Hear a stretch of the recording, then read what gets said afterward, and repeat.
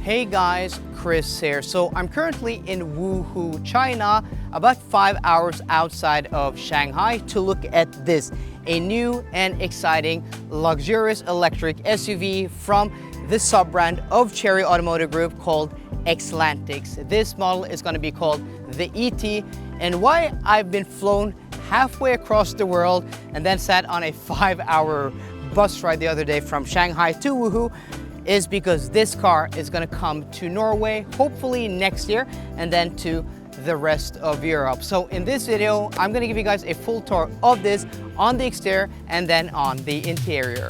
Just a quick reminder guys to hit that subscribe button down below because more than 80% of you watching on a consistent basis aren't actually subscribed. And the more subscribers we have, the more of these drives and launches and premieres I'm able to go to, like this Macan rear wheel drive in Germany a few weeks ago. So thanks for the support guys. Thanks a lot for subscribing. Thank you very much, and on with the video. In contrast to the ES sedan, which I recently dropped a video on, I will link that in the description box down below if you want to check that out.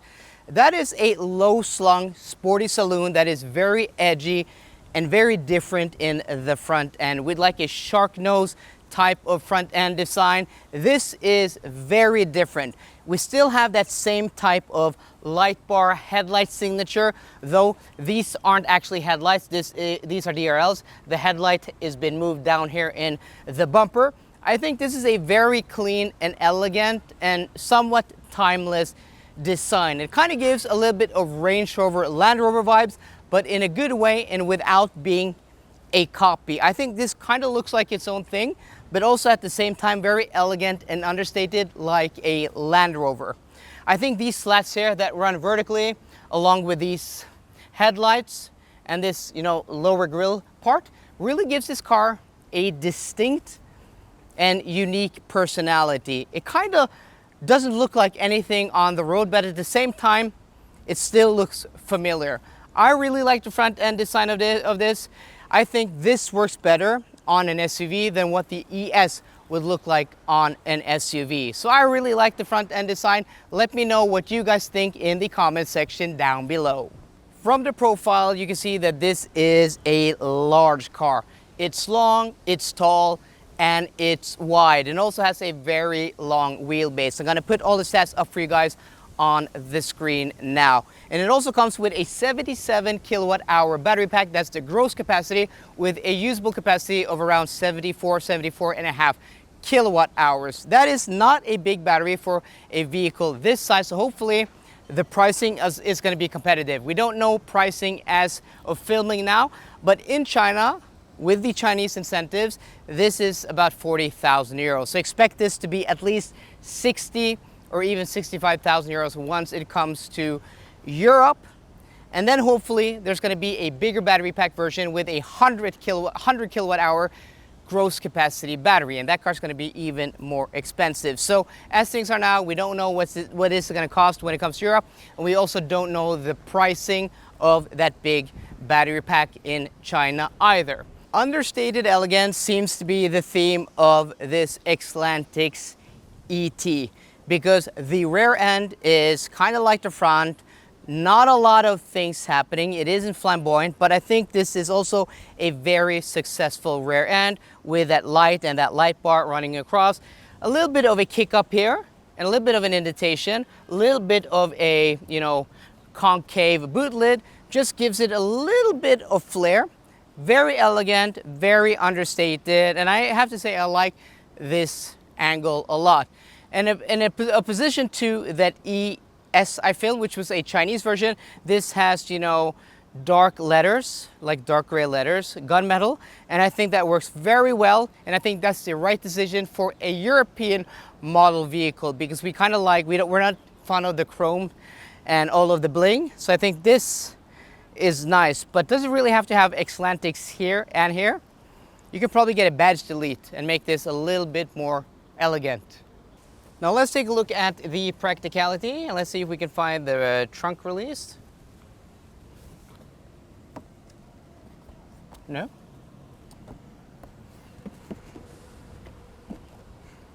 Isn't there a button? There's no button? Okay.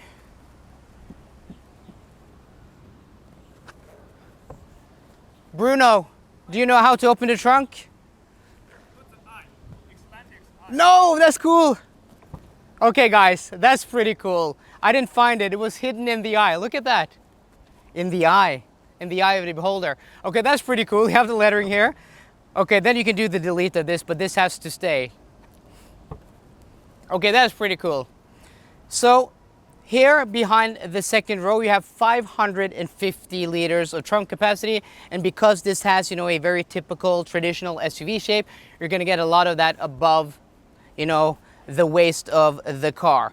I don't think there's any underfloor storage here. Seems to be, no. There's no underfloor storage here. Up front, yeah, a little bit.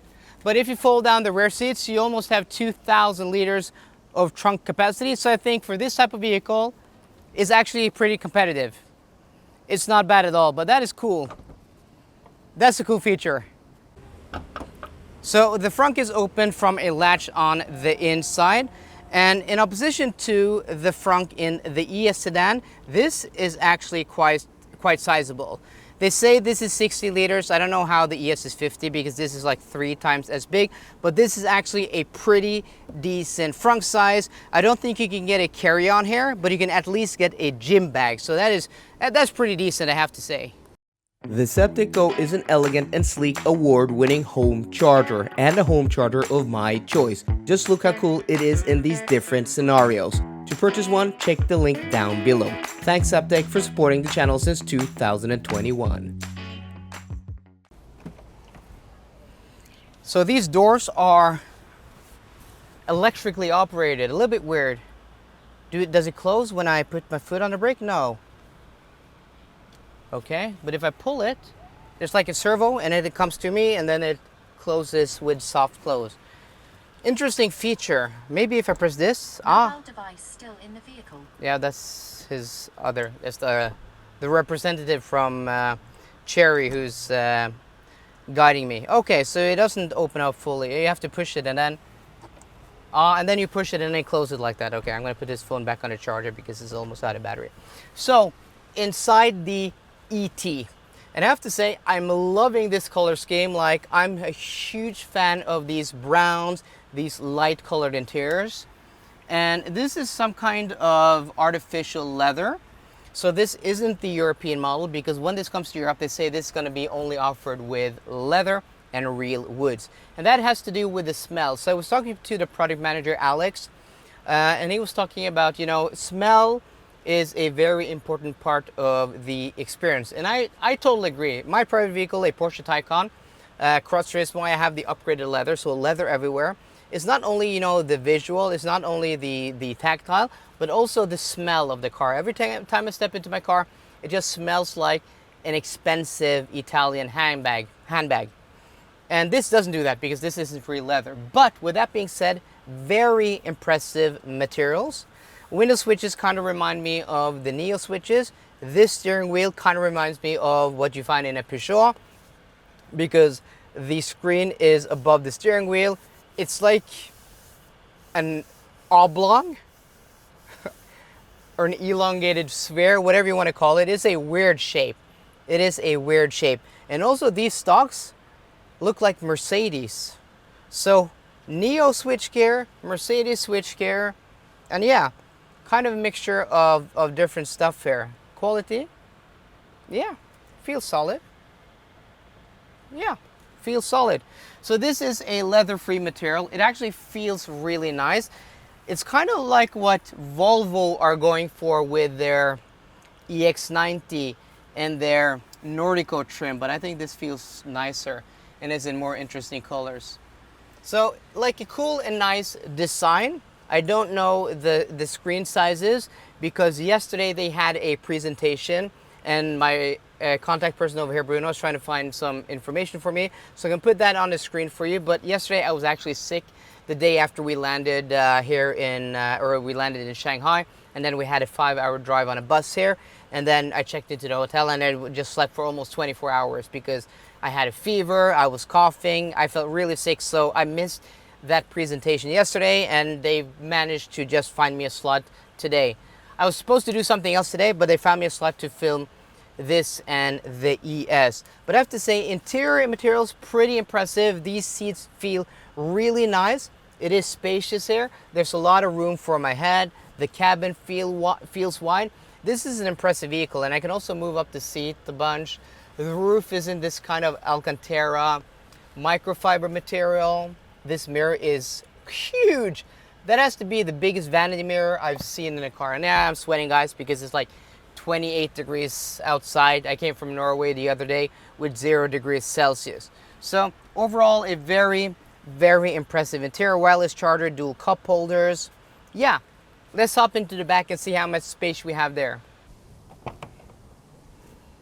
So the rear doors also seem to be electrically operated. You press this button here and then it closes. I mean, it is kind of gimmicky, but at the same time, it is kind of cool. But here is where you're gonna get, you know, the benefit of those big exterior dimensions is in the rear cabin, because this is very roomy. I'm sitting behind myself now. I'm about 5'10", 5'11", 180 centimeters behind myself, and I have plenty of room. Look at that knee room. And also because the seat isn't all the way down on the floor, because, you know, this is an SUV, not a sedan. In a sedan, I would like to sit low when I'm in the driver's seat, but in a sedan, you like to sit high. There's actually room for my feet here. And also the seat cushion seems to be higher off the floor than it does in that ES. And also this seems to be electrically operated, this rear bench. Look at that, guys. That is cool. You can also do the seat back. Yeah, that is really nice. I really like this type of wetsuit type of material. You have it here on the seat back. You have this wood trim here. Rear climate there with the vents. It's really hot outside, so I'm gonna blow that myself. And yeah, just overall a really nice rear cabin. I really like this beige color, this beige brown color. It really gives a nice and warm interior. And compared to that ES I was looking at earlier, I think this has a more upmarket feel. So I don't think this is going to be priced the same as that. As I said, I think that has to be priced like a Tesla Model 3 long-range dual motor to be competitive. I think this can be more expensive because this offers so much more. But if this is priced anywhere close to something like a Tesla Model Y long range, or even like a Volkswagen ID.7 GTX, I think this can be very, very competitive, because this is an impressive car when it comes to the package. So there we go, guys. That was my full exterior and interior tour of this, the Exlantix ET. And I think if they priced this correctly, once it comes to Norway and to Europe, this can actually be a car that sells very well, because I think the package here, what you're getting is a very restrained and understated luxurious design. It's not, you know, crazy like a Hongxi. And also the interior, very high quality. You have a lot of tech. You have a big trunk, you have a big rear seat and a big front seat, and also a sizable frunk. So as long as they price this correctly, and by correctly I mean aggressive, I think this may be a car that sells well in Norway and in Europe. So guys, I hope you enjoyed today's video. If you did, please drop me a thumbs up down below, and for more car content, as always, please subscribe. See you guys later, and goodbye.